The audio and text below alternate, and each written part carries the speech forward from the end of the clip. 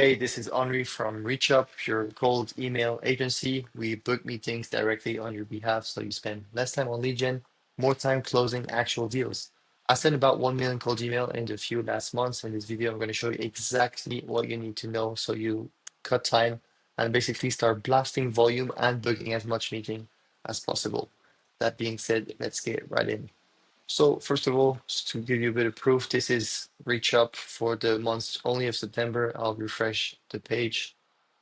What you can see if I go, so 40K email sent in the last 10 days and September alone, we have sent 100K internally and we have a bunch of clients. So we're probably sending about 1 million per month. So let me give you the tips I found after learning through trial and errors. What is the best thing you can start doing? The first point you that is pretty important is that we realize is that offer is king. Off like the if you would ask me like what is the main difference between clients, etc., and why are some booking 10 to 15 calls a month and some are only booking 3 calls a month, it's a matter of offer. To give you a little story, about 2 weeks ago, we onboarding two clients, same country, same infrastructure, same volume, same tools, same everything. The only difference is that they're selling different stuff to different markets. One has generated about 7 positive replies and 3 calls booked in 10 days. The other one hasn't booked a call yet and got 1 positive reply. But we're selling the same volume. This just shows that depending on what you're selling, you're going to get a somewhat of attraction on the market. And to go a bit deeper, one of the clients is helping companies find a sales rep on a performance basis. So it's just saying to the company like, hey, I can help you find a new sales rep, and you only pay me once the sales is hired. The other one is selling a SaaS platform to e-commerce, um, etc. So before you start doing outbound and buying like the sexiest tool and seeing like, okay, I need to buy this like Sales Navigator, I need to buy Lemlist, or I need to buy Salesforce, etc. Try to think, okay, when I'm going to start doing outbound, how can I pitch my services or my offer or my solution in a way where I can try to open as much conversation as possible and really incentivize people to have a call with me. This is the most important part in my aspect. To give you some example, let's say if we take two different offers.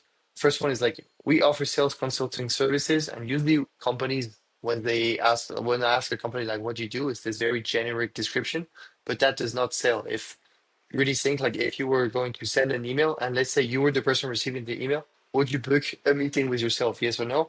This I would never book a meeting because this is too vague. I don't know what it means.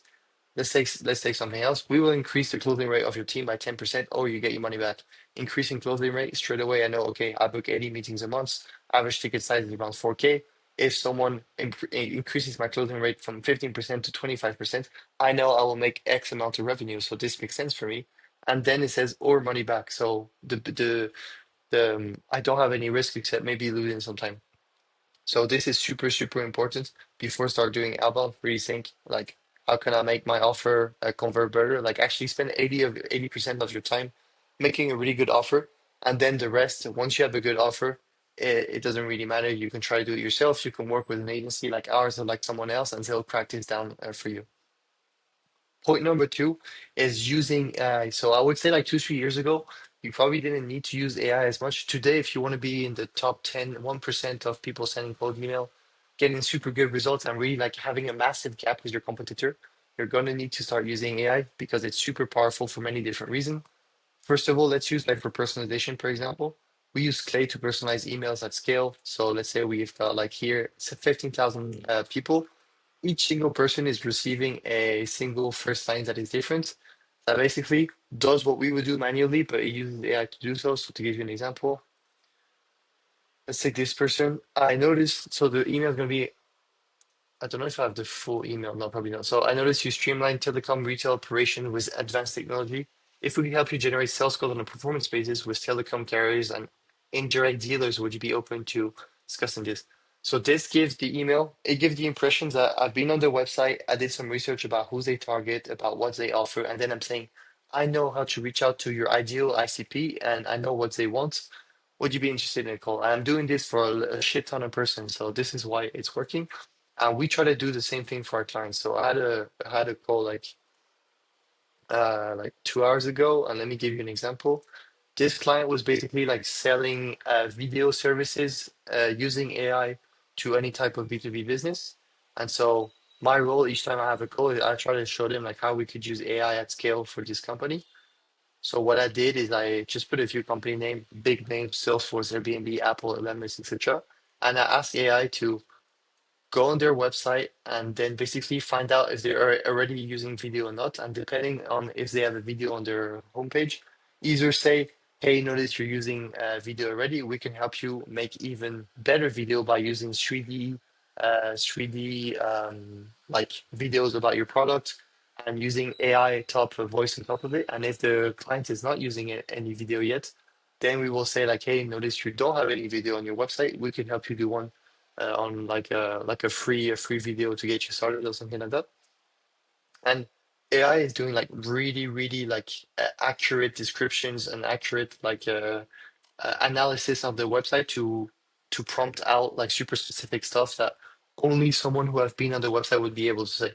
So for example, for Salesforce, I noticed you're already showcasing product videos between an AI guided demo link and multiple product demos video, including Agentforce demos and Agent and Salesforce Plus, Dreamforce episode on Salesforce.com. So I just did like in 5 minutes. It's maybe a bit too specific. Let's see Airbnb. I noticed you're already showcasing campaign and product videos on Airbnb official video hub and release pages, including short promos and product release tips.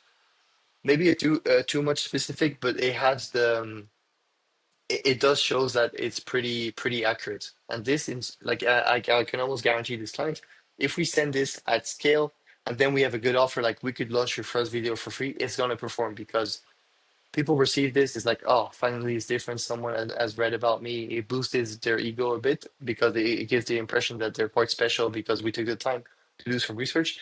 And then there's a good offer. This is how you should be using AI. I think this is the most important part. Use Clay, do some YouTube research and start learning the tool. And then also, we have pre-ready prompts that helps us save a lot of time. So let me give you an example. I'm going to try to not release too much information, but if I can move this around, right, never mind. Label, meeting booked. If I see some of the latest, listen to this guy. So if I copy paste this, so which is basically the conversation of an email I sent to a client where I basically pitched it, also a YouTube video. And here what I can do is I have pre-ready prompts which I asked ChatGPT to, based on the email I sent the person, please figure out what their script would be and figure out what their ICP would be. And so here I use ChatGPT, and depending on how much information there's about a company, you can find me something. So here it's building the lead list on Apollo. And here it's basically writing an email just the way I've prompted. Usually ChatGPT gives you some super bloated, shitty emails. I ask it to do, I give the structure that is the top performing structure for our company. And I basically want him to adapt it for the clients. So our first name, we can help company name get fast, get paid faster, and keep sales organized with our quick CRM suite. Would you be open to a goal? Gives the example, etc. It's perfect. To be honest, like this email is probably 70% perfect. It's pretty good. Here's how you should use AI basically with the different prompts. So it helps you do a lot of volume and keep it personalized and relevant. And the last point is about the follow-up. So to give you two examples, let's say two companies are sending the same amount of volume, 10,000 emails a day, same reply rate, 500 replies per month. Positive reply is the same, 20% of the 500 reply. So they're both getting 100 positive replies a month, which is pretty good. Now, company one managed to book 10% of these positive replies into book calls. Company two manages to book 50% out of the positive replies into book calls. So this means that company one is getting 10 meetings, the second company is getting 50 meetings. If they both have a 20% closing rate, company one is closing two clients, company two is closing 10 clients. And if you have an average contract value size at 10,000 euros, company one is closing 20K, company two is closing 100K, even though we use the same tools, we send the send email, etc. So it's a massive gap. This is only in 1 month. After a year, the gap is getting bigger and bigger and bigger. So it's a 5x revenue difference. Now, how do you make the most out of your positive replies? Because this is only when you like getting positive replies is good, but what we all want is actually sales. So I'm going to show you what we basically do is under 5 minutes we get a positive reply. We call the lead. If the person answers and books for a call, then obviously mission accomplished. Otherwise, we will leave a voice message and then push to LinkedIn and send an email saying, "Hey, I just tried ringing your number. Seems you're not available. Would you be free at this time or this time? Otherwise, feel free to share your Calendly or book a time using the link below."